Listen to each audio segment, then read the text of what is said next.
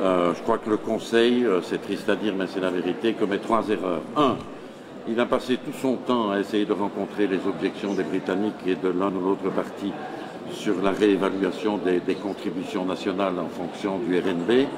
Deux, il y a quelque chose d'agaçant, c'est qu'il considère qu'il y a un match entre le Parlement et le Conseil et que s'ils donnent satisfaction à ce que nous demandons, c'est eux qui perdent le match et c'est le Parlement qui les gagne. C'est pas ça le problème.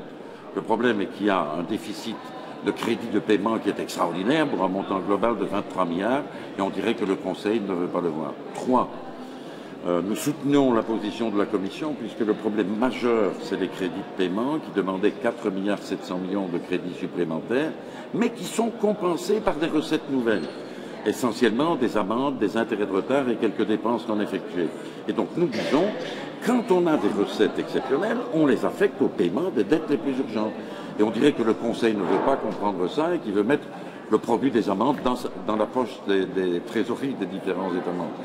Mais je pense qu'il y a une chance pour la Commission Juncker maintenant, c'est de faire une nouvelle proposition, puisqu'on repart, je ne dirais pas qu'on repart à zéro, parce qu'il y a tout de même un certain nombre de choses qui sont des faits et dont il faut tenir compte, mais la Commission connaît bien tous les problèmes qui se posent maintenant, à la fois le montant des crédits de paiement, comment on traite les instruments spéciaux, quels engagements on prend pour le budget 2015, quelles priorités nous avons pour le budget 2015. Et donc, tout dépendra maintenant de l'intelligence et de la subtilité de la proposition de la Commission. Et jusqu'à nouvel ordre, je lui fais confiance.